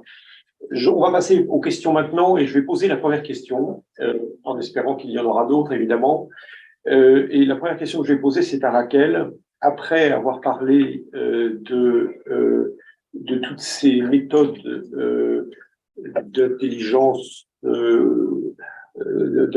digitale qui permettent de trouver beaucoup d'informations, j'aimerais revenir au renseignement humain parce que finalement, à la fin, c'est quand même des humains tout ça. Et beaucoup de choses se font à travers des humains, presque tout, même s'ils utilisent des moyens divers et variés électroniques. Est-ce que vous pouvez nous parler un peu des spécificités du renseignement humain et de votre expérience africaine, qui, je sais, est vaste? Alors, sur le renseignement humain, que puis-je dire? Oui, on va peut-être casser des idées reçues sur le renseignement humain. Le renseignement humain, ça consiste en fait à identifier, à avoir dans sa base de contact des personnes qui disposent d'informations, qui sont en mesure d'aller rechercher de l'information pour vous, qui disposent de contacts, d'accès privilégié à une information. Donc en fait, quand on parle de contacts qui ont des connaissances, c'est dans les deux sens du terme connaissance, un peu comme avec le président Félix Faure, parce que de toute façon, a-t-il encore sa connaissance? Mais c'est ce qui compte. C'est ce qui est important. Il y a des personnes qui ont un savoir, qui ont un accès, qui savent aller rechercher d'informations. Il y a d'autres personnes qui évoluent dans un milieu vraiment d'intérêt où eux, ils ne savent absolument rien d'un sujet, mais ce ne sera pas trop compliqué pour elles d'y accéder. Et donc, nous, évidemment, en plus, on est là pour piloter ces personnes, ces sources, ces contacts, on les appelle comme on veut. Enfin, parfois, il y a une distinction. Donc, la première chose, c'est ça, c'est pouvoir disposer de cette ressource humaine. Il ne suffit pas, deuxième point, d'avoir identifié les personnes sachantes ou en mesure de participer à cette production d'informations. Il faut encore déterminer ce qui va faire qu'elles seront tentées ou intéressées à partager cette information avec vous. Alors, avec vous ou avec d'autres, mais le mieux, c'est que ce soit quand même avec vous. Et ça, en fait, il y a beaucoup d'éléments individuels, collectifs. Si vous faites de l'investigation dans une structure sociale très, très communautaire, vous verrez qu'il est très difficile de faire parler alors, communautaire, ça peut être une entreprise, ça peut être un groupe ethnique. Il peut être très difficile de faire parler une personne de son chef communautaire, parce que ce sont des choses qui ne se font pas. Moi, je travaille absolument pas sur la Chine, mais je travaille beaucoup avec une chercheuse française ayant vécu 15 ans en Chine, que j'ai fait intervenir dans des cours que je donne en master spécialisé d'enseignement. C'était très intéressant de voir que ce jeu de je te donne de l'information, ce qui m'apporte un rôle social, ces interactions dans un groupe comptent énormément dans certaines structures communautaires, dans certains pays plus que dans d'autres. Donc ça, il faut comprendre le côté, j'allais dire, ethnographique est très important. Savoir comment, en temps normal, circule une information et comment elle peut être partagée si vous venez de l'extérieur. Et sur ce point, moi, je travaille beaucoup aussi, je m'intéresse beaucoup quand je travaille sur l'enseignement humain, je lis pas trop la littérature qui est plutôt militaire ou service de renseignement. Je m'intéresse aussi beaucoup aux grandes tendances, par exemple les lanceurs d'alerte. Vous voyez, les lanceurs d'alerte, qu'est-ce qui fait que, alors qu'avant, quand vous aviez des fuites de données stratégiques, c'était à l'époque de la guerre froide, c'était un service de renseignement une personne qui donnait une information à un service de renseignement. Maintenant, c'est différent. Tout tient sur une clé USB et le lanceur d'alerte va arroser la terre entière avec cette information. La question, qu'est-ce qui conduit telle personne à parler? Est-ce que ce sont des raisons éthiques? Est-ce que ce sont des raisons d'argent? Est-ce que ce sont, alors là, dans les questions des lanceurs d'alerte, c'est beaucoup l'éthique qui compte beaucoup. Toucher le tableau. C'est moderne, mais si on ne le sait pas. Donc, comprendre les motivations. Et ce qui est, par exemple, les lanceurs d'alerte, ce qui est très intéressant, c'est que essentiellement, ce sont des cadres supérieurs. On pourrait croire que c'est plutôt des personnes que les personnes qui tirent la sonnette d'alarme, ou qui dénoncent des méfaits, c'est des personnes de rang social plus bas. Quand vous regardez les publications, notamment des associations qui les aident, c'est lanceurs d'alerte, vous verrez que vous avez vraiment des niveaux, des cadres moyens, cadres supérieurs très importants. Ça c'est quelque chose de très important pour se demander qu'est-ce qui peut motiver telle personne à parler. Donc, j'avais parlé d'identification de toutes ces personnes, de la recherche soit de levier, soit de motivation personnelle. Mais l'autre chose, c'est aussi que cette personne doit vous parler au bon moment par rapport à l'action de votre client, d'entreprise. Alors, c'est là qu'il y a beaucoup d'incompréhension avec certaines entreprises qui vont vous dire, vous avez un réseau, donc en fait, vous piochez dedans, vous avez l'information, donc on vous donne 3 semaines. Non, notre réseau, premièrement, comme j'ai dit, premièrement, il est évolutif.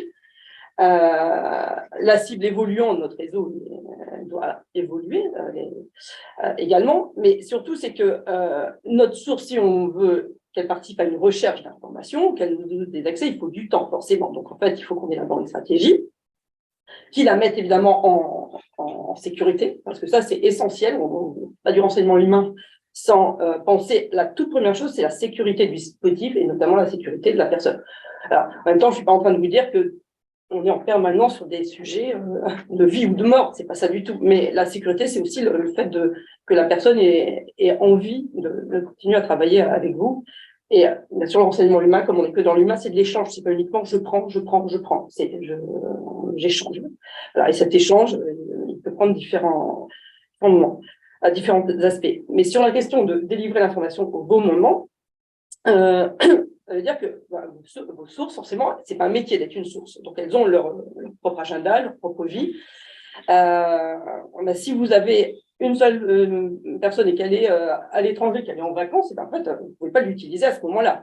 Ou alors, on parlait des réseaux sociaux, si les réseaux sociaux sont coupés dans un pays, ou que WhatsApp, tout d'un coup, il n'est plus du tout utilisé, vous avez pas des pays très développés, des pays arabes du Golfe où vous ne pouvez pas utiliser WhatsApp, ce sera plutôt Signal ou encore autre chose. Communiquer, parce que vous n'allez pas aller non plus vérifier une information en retournant sur place tout le temps, sauf si votre client a un budget frais énormissime à vous accorder. Donc, en fait, il ne suffit pas de dire j'ai un réseau et voilà, je pioche dedans et l'information, elle remonte. Il y a vraiment une vraie stratégie. Et donc, en fait, c'est marrant, sur les idées reçues du rhume, c'est moi qui ai un rhume, là. C'est que d'un côté, il y en a qui ne voient que de l'espionnage, de la clandestinité, de la manipulation, donc autant de choses condamnables et illégales quand on le fait dans un cadre privé. Et à l'opposé, vous avez des personnes qui pensent que c'est enfantin, puisqu'en fait, voilà, vous avez plein de contacts, des sachants autour de vous, donc en fait, on vous donne 15 jours et voilà. Donc, on est quand même entre ces deux éléments. Alors, le renseignement humain en Afrique, il y a une chose qui est formidable, c'est que les gens, il y a même beaucoup de personnes bienveillantes. Vous avez beaucoup de personnes qui cherchent à comprendre vos besoins. Alors, ceux de vos clients, on ne dit jamais pour qui c'est plus que rare, mais comprendre, ils savent de quel pays vous venez. Donc, il y a vraiment une bienveillance. Là, je suis retournée dernièrement dans un pays où je n'étais pas allée depuis 6 ans. Dès mon arrivée sur place, j'appelle l'un de mes contacts que j'avais rappelé une semaine plus tard en lui disant j'arriverai. C'est lui qui se déplace vers moi. En France, ça n'arrive pas. Si vous avez besoin d'une information auprès d'un grand patron, il ne va pas venir vous voir. C'est à vous de dépasser. Le fait que vous ayez cette bienveillance, cette disponibilité, c'est vraiment un atout. On entend souvent dire qu'en Afrique, les rendez-vous ne sont pas respectés. Dans ce cas, vous ne prenez pas rendez-vous, c'est la meilleure façon de. Vous dites j'arrive, et puis clairement, ce n'est pas compliqué. Évidemment, il ne faut pas rester 2 jours, il faut rester un petit peu plus. Mais voilà, moi je trouve qu'en fait, ce n'est pas très compliqué de faire participer les personnes, et donc pas compliqué, pas dangereux. Parce que c'est moins fermé, à mon avis, que le Japon, la Chine. Merci beaucoup, Raquel. Avant de passer la parole à la salle et aux personnes qui sont en ligne, je voudrais apporter une petite précision, puisque nous sommes au sein de la commission éthique et compliance du CIAN. Une petite distinction entre le lanceur d'alerte et le système d'alerte. Le lanceur d'alerte est une notion juridique qui est reconnue par un certain nombre de lois et une directive européenne, et je ne vais pas m'étendre dessus. Le système d'alerte est un système, donc c'est un mécanisme fonctionnel qui est reconnu dans toutes les législations de prévention de la corruption ou de la lutte contre le blanchiment. Et je tiens à vous rappeler que c'est le système le plus disruptif des organisations, puisqu'en fait, il va à l'encontre du grand principe de toutes les organisations, qui est le principe hiérarchique. Toutes les organisations fonctionnent avec un principe hiérarchique qui a éventuellement des atténuations, puisqu'il y a éventuellement des moyens de faire participer les gens aux organisations.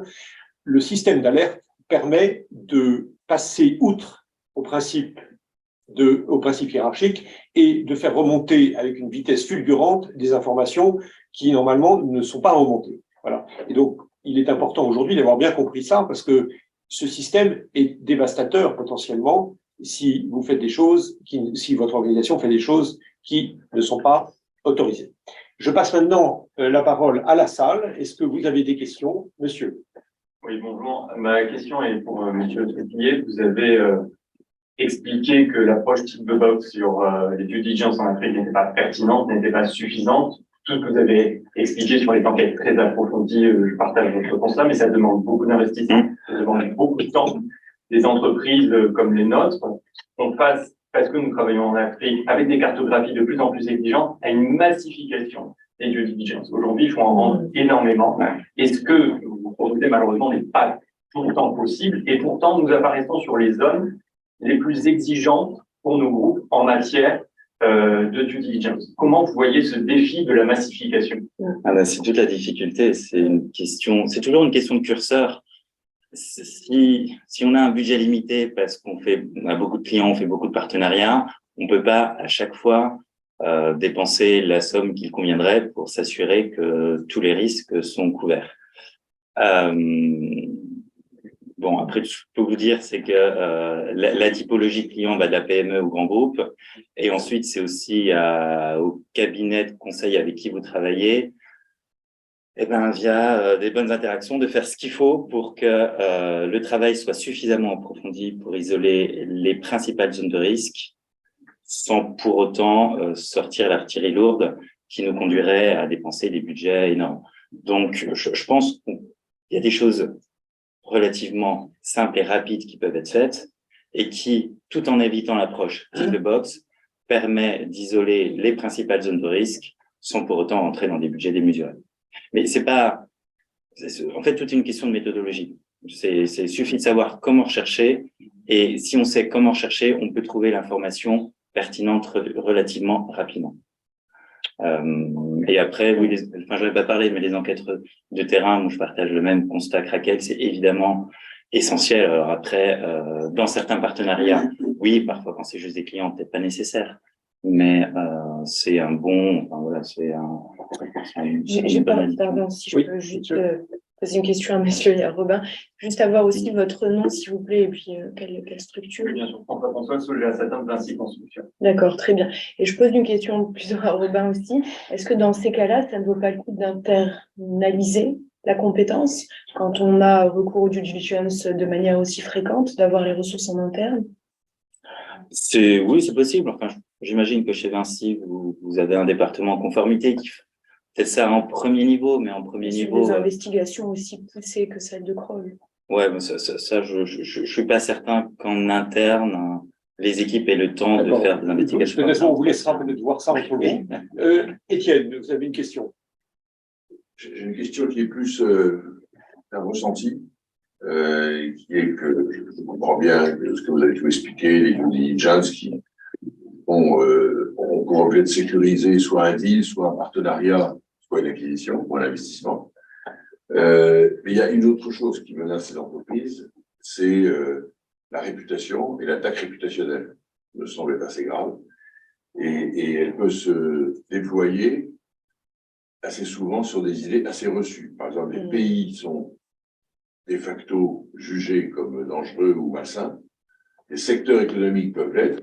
Des pays comme actionnaires, par exemple, j'ai eu une expérience le KYC, c'est dramatique pour ça, puisque quand on remonte un petit peu, on s'aperçoit qu'il y a un partenaire qui a quelque chose dans un pays qui a été à un moment un paradis fiscal ou qu'il est encore. Ça ne veut pas dire pour autant qu'il est lui-même coupable. Mais en gros, pour éviter tout risque réputationnel, l'achat par les réseaux sociaux, etc., on n'y va pas. Donc là, votre approche elle est rationnelle, elle est nécessaire et elle traite, on a vu la validité d'un deal à venir. Est-ce qu'elle nous protège ou comment faire plutôt pour se protéger contre ce risque réputationnel?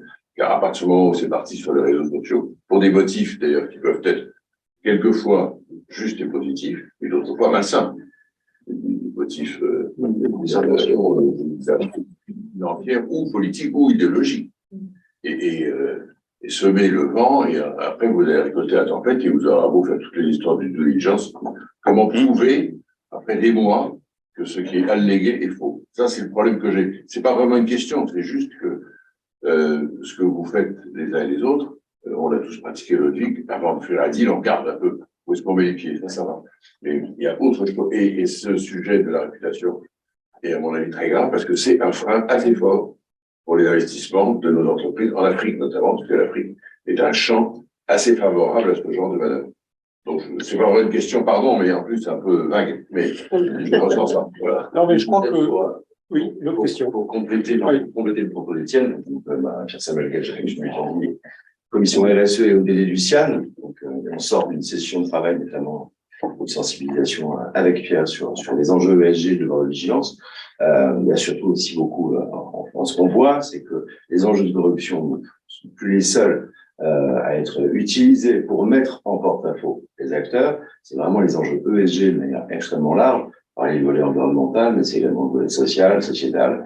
Ça devient extrêmement complexe. Et sur le terrain, quand on se retrouve aussi avec des pratiques journalistiques, je dirais, en manque de maturité à ce stade, pour être pudique, on est tous dans des pays à gouvernance perfectible, et ben on se retrouve en effet avec des médias qui relatent des propos qui sont non avérés et non étayés par les études d'impact sérieuses sur ces sujets. Donc il y a quand même, sur ce continent, une montée en maturité qui est en cours, mais qui du coup met en porte-à-faux, notamment sur le plan réputationnel, mais jusque sur le plan juridique. Un certain nombre d'ONG sont en train de se former au devoir de vigilance, et c'est pas pour faire du droit des contrats. Et ça fait partie des freins à l'investissement pour les acteurs, notamment européens, assujettis bientôt au devoir de vigilance. Merci beaucoup, Pierre Samuel. En fait, pour répondre en partie à ce point, Étienne, je crois qu'il faut que les entreprises travaillent leur communication stratégique. Je pense qu'il s'agit maintenant d'un nouveau risque parmi tant d'autres. Et je crois qu'il faut vraiment stratégiser cette communication qui a besoin, je crois, d'évoluer. Bon, il y a des spécialistes évidemment du sujet. Je lisais dans le métro avant d'arriver dans le Figaro. Je lis aussi le Figaro. Dans le métro Dans le métro, en ligne. En ligne et dans le métro, c'est compatible. Qu'une grande entreprise française du secteur électronique était sous enquête du parquet financier pour un certain nombre de transactions qu'elle avait faites entre 2015 et 2017 en Afrique, et que son actionnaire, qui est une très grande entreprise très respectable française de l'électronique militaire, qui en est aujourd'hui l'actionnaire, indiquait que toutes les précautions et toute la coopération étaient apportées. Quand je vois que des entreprises aussi respectables et avec des produits d'une telle excellence arrivent encore à ce que des sinistres de cette nature se passent chez elles, je pense qu'il faut qu'ils grandissent encore en compétences, parce que honnêtement, ça ne devrait plus arriver. Voilà, mais je vous passe à quelle la parole. Ça, j'aimerais bien savoir comment. Ça, c'est bon. Là, je t'enverrai l'article. Je vais apporter un élément de réponse à Étienne et ensuite aussi pour Vinci. Là, clairement, j'allais dire la réponse qui est posée à des spécialistes d'intelligence économique, c'est pas tellement de notre ressort, je pense, parce que là, on est vraiment dans une cellule de crise et c'est essentiellement à l'entreprise d'avoir pris les dispositions avec la communication de Pierre, mais les directeurs de la sûreté, les directeurs opérationnels. Enfin, là, il y a vraiment une organisation à avoir prévue en interne. Le renseignement d'affaires va pouvoir apporter quelque chose et les sociétés qui font et du renseignement et de l'influence, évidemment, elles pourront mobiliser ce volet influence. Sauf que, comme on le disait, c'est Robin qui en parlait, quand vous avez tout d'un coup une riposte avec des blogs qui sont tous créés 5 jours après les premières diffusions de l'information, voilà, ça marche pas. Donc, en fait, en réactif, il y a plusieurs solutions qui sont soit juridiques, soit communicationnelles, mais la réponse, elle n'est plus tellement dans l'intelligence économique. Et j'allais dire aussi, au-delà de l'entreprise, avec ses partenaires, est-ce que l'attaque rejaillit aussi sur l'ensemble du secteur économique ou sur d'autres acteurs de l'écosystème, auquel cas les entreprises ont, elles, à s'organiser entre elles dans une fédération professionnelle ou en écosystème restreint pour réagir. Et justement, en parlant de cet écosystème restreint, je voudrais un peu apporter une réponse à monsieur. Donc, nous, on n'est pas dimensionné pour faire des due diligence à l'appel. C'est une beaucoup plus petite structure que Crawl. En revanche, ce que je constate, c'est que souvent, et notamment en partie contentieuse, on est sollicité par des sociétés, donc soit direct, le directeur juridique, soit un cabinet d'avocats d'affaires, pour investiguer sur des faits qui sont passés il y a 15 ans, facile, souvent des faits de corruption, bien sûr ça laisse des traces, et alors que la société n'a même pas consulté les autres intervenants du projet. C'est rare qu'une entreprise aille toute seule sur un marché. Je vais prendre l'exemple d'une société. Là, notre client, c'était un assureur. Il assurait une banque qui avait financé un contrat de livraison de matériel, d'équipement de force de l'ordre. Il y a 15 ans, au bout de 3-4 échéances, le client en question a cessé de payer. D'abord, il a dit, c'est trop cher, trop tard, le contrat a été signé, puis après, j'étale les paiements, puis tout d'un coup, je ne paye plus. Bon. Personne n'a pensé à demander au fournisseur d'équipement, ce qui s'était passé, alors que c'est lui qui a la connaissance intime, soit du ministère de l'Intérieur ou de la Défense, soit du ministère des Finances du pays en question, puisque un contrat d'équipement, ça ne se fait pas comme ça, il faut des mois, il faut des années pour se faire connaître. Donc, alors, à aucun moment, en 15 ans, la banque a cherché à savoir ce qui s'était passé auprès de son industriel, et l'assureur de la banque,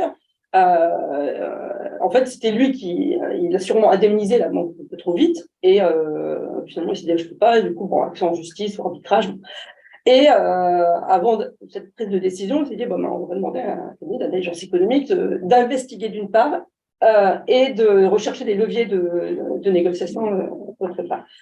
Et moi, en fait, je me suis dit, mais j'ai pris la mission sans aucun problème, ça a fait très bien, mais j'étais stupéfaite que personne n'ait mis dans la boucle le fournisseur qui avait la mémoire, l'historique, et qu'après, l'État disait, ah bah oui, mais il y a eu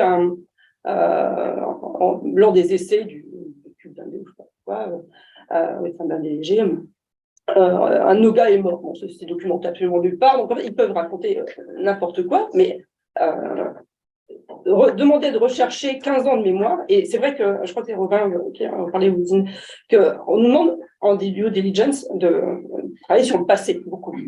Et ce qui nous différencie du renseignement étatique, puisque le renseignement étatique, en fait, un État connaît un autre État depuis quasiment la nuit des temps, ou s'ils sont à l'indépendance, les connaissez. Donc, le renseignement étatique ne va pas chercher dans un passé lointain. Nous, c'est la difficulté. Et cette mémoire, en fait, beaucoup de choses sont à l'intérieur d'une entreprise. Et pareil, quand vous avez un consortium, souvent c'est le leader du consortium qui connaît bien la cartographie des acteurs, et les leaders, ils sont dépendants. Quand tout d'un coup, il n'y a plus de paiement, et ben les autres membres du consortium, même s'ils sont du même pays, j'ai eu le cas pour les clients asiatiques, demandent de réécrire toute l'histoire. Et alors là, on n'est plus dans la due diligence, on est dans la gestion de contentieux, mais pour vous montrer que la complexité, et alors c'est un métier passionnant, mais clairement plus d'organisation interne et dans l'écosystème permet vraiment d'avancer et d'éviter ça. Monsieur. Bonjour, merci. Moi, je suis Christophe Lequinet, groupe Cerba Healthcare. Je voudrais revenir sur la question des lanceurs d'alerte. Oui. C'est une source d'informations, d'enseignements précieuses et qui se développe beaucoup. Je prends l'exemple de la France, où on a, vous savez peut-être, un décret qui est sorti assez récemment sur la certification des lanceurs d'alerte, qui fait que les 10 administrations concernées aujourd'hui ont écrit une demande par jour, de la part de lanceurs d'alerte qui demandent d'être reconnus comme lanceurs d'alerte de certification. Donc on voit que c'est un phénomène qui se propage et qui se développe beaucoup, cette certification devant être réalisée en France par le défenseur des droits. Est-ce qu'on a sur le continent africain, c'est à vous que je m'adresse, est-ce que vous savez si on a sur le continent africain des démarches qui s'engagent de la part des États, parce que là c'est une démarche de la part d'un État, la France, qui a reconnu, qui commence à reconnaître le statut des lanceurs d'alerte, est-ce que c'est quelque chose qui se développe, est-ce que c'est quelque chose que vous pensez dans l'avenir, qu'elle va s'organiser dans certains pays du continent? Pas à ma connaissance. Oui, c'est une bonne question, mais Alors, en fait, non, pas à ma connaissance en tout cas. En fait, si je peux me permettre, je ne connais pas la réponse à votre question. En revanche, pour avoir fait des affaires depuis 35 ans en Afrique, et pas que, mais en partie, il me semble évident que compte tenu de l'importance que prend l'Afrique aujourd'hui dans le développement économique, dans son développement économique, et le fait que vont en Afrique aujourd'hui des très grandes entreprises du monde entier, y compris des grandes entreprises de l'Ouest, qui ont toutes ces mécanismes par obligation légale, et que les progrès ou les évolutions, parce que je ne veux pas non plus porter un jugement, donc les évolutions que l'on observe en Afrique en matière de compliance sont en grande partie dues à la présence de grandes entreprises du monde occidental, et notamment les banques qui ont un rôle essentiel dans l'évolution de la compliance en Afrique, puisque si une banque africaine veut travailler avec une grande banque de l'OCDE, en gros, il faut qu'elle accepte et qu'elle adopte tous les standards de la compliance OCDE ou GAFI, ou etc. Donc, la tendance sera évidemment que, à petit, l'Afrique, les pays d'Afrique adoptent de tels processus. Si vous regardez la protection des données personnelles en Afrique aujourd'hui, la plupart des pays africains ont des lois équivalentes à la directive européenne et à la loi de protection des données personnelles de 1978 française, et l'appliquent avec autant d'énergie et de précision qu'on peut le faire à Bruxelles ou à Paris par la CNIL et les autres autorités. Donc, voilà, moi, le sens de l'histoire que je vois. Autre question. Oui, bonjour, Olivier Crochet, je travaille pour L'Oréal Retail Logistics. Oui.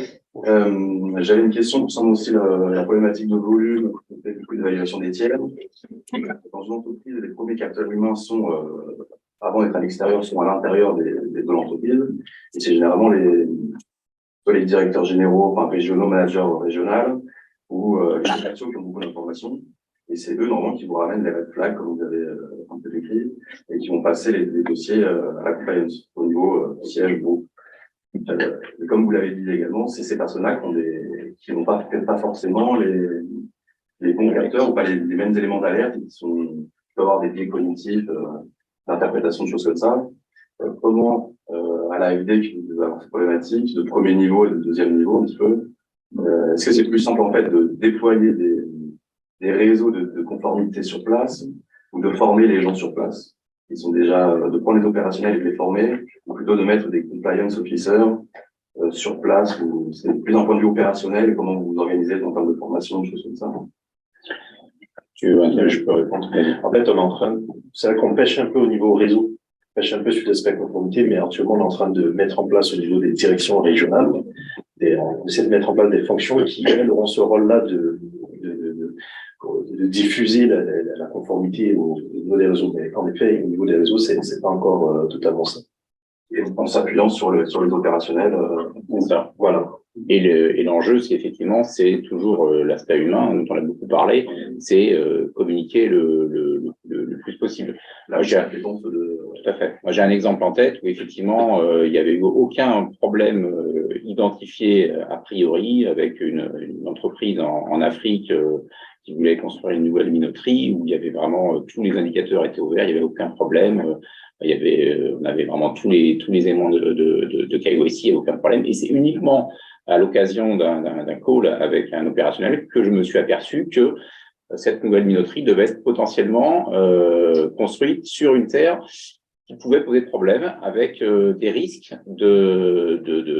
d'expropriation et donc des agriculteurs locaux qui n'avaient pas beaucoup de relais pour se plaindre, commençaient un petit peu à se liguer entre eux et pour dire attention, ça ce sont nos terres coutumières, ça nous appartient, alors que effectivement l'État a considéré que cette terre appartenait à l'entreprise en question, mais il y avait donc justement là une vraie contradiction entre le droit légal et le droit coutumier, et voilà, il a fallu effectivement, et c'est grâce à l'échange, il a fallu prendre effectivement des mesures, entrer de nouveau en contact avec l'entreprise pour dire est-ce que l'on peut pas essayer de trouver un moyen de construire cette minoterie sur d'autres terrains.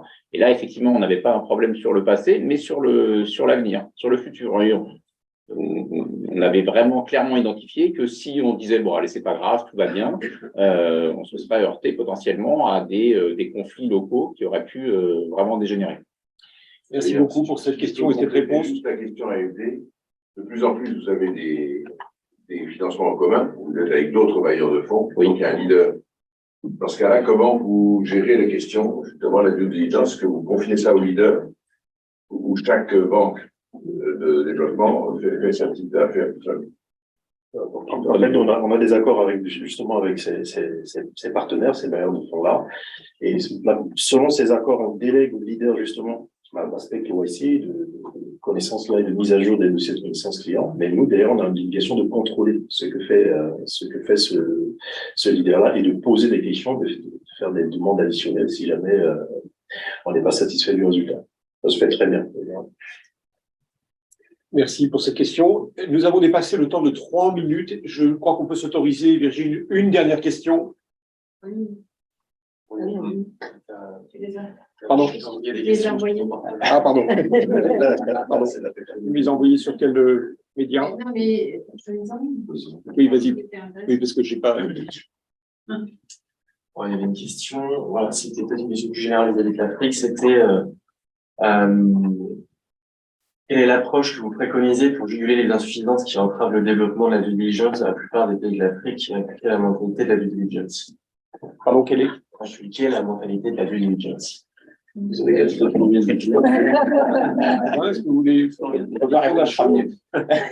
Ouais, bah, là-dessus, enfin, sensibiliser les équipes. Et la plupart du temps, bon, les gens comprennent l'intérêt du due diligence une fois qu'ils ont un problème. Donc, le mieux, c'est de le faire en amont avant qu'il y ait un problème. Et je pense que ce genre de panel sert aussi à sensibiliser. Je crois hein, qu'une des réponses à cette question, qui est une excellente question, c'est d'expliquer quel en est l'objet. Parce que je crois que quand on a compris et quand on a fait comprendre aux gens avec lesquels on veut travailler la raison pour laquelle on le fait, et qu'on leur a expliqué qu'on ne peut pas travailler avec eux si on ne le fait pas, parce qu'on a des contrôles, on a des autorités de gouvernance, on a le public, on a les employés, etc. Et qu'on doit aujourd'hui, comme entreprise française ou européenne, extérieure à l'Afrique ou entreprise africaine, parce que les entreprises africaines sont à la même enseigne, que l'on doit respecter ces règles ou ces principes. Je crois qu'il faut faire de la didactique et il faut expliquer pourquoi on le fait. Et je crois que c'est la meilleure façon de le faire accepter et de faire progresser l'idée que c'est utile. Voilà. Je vous remercie. Je crois qu'il y a d'autres questions. Comme le temps est passé, on va être obligé de s'arrêter, mais ce que nous allons faire, c'est peut-être regarder les questions et puis peut-être on fera une petite réponse écrite à ces questions que nous diffuserons aux personnes qui ont participé en présentiel et en ligne. Donc, merci à tous de votre présence et de votre participation active. Et nous vous donnons rendez-vous bientôt pour une autre commission. On vous indiquera la date et le thème. Mais notre souci, comme nous en avons discuté avec les personnes qui dirigent le CIAN, est de donner une nouvelle impulsion à cette commission. Maintenant que la loi Sapin a atteint une certaine maturité, puisqu'elle a été adoptée il y a maintenant plus de 5 ans, je crois qu'il est temps de montrer en quoi on peut en faire un outil de performance plutôt qu'un obstacle au développement. Merci beaucoup et bonne journée à vous. Merci. Merci.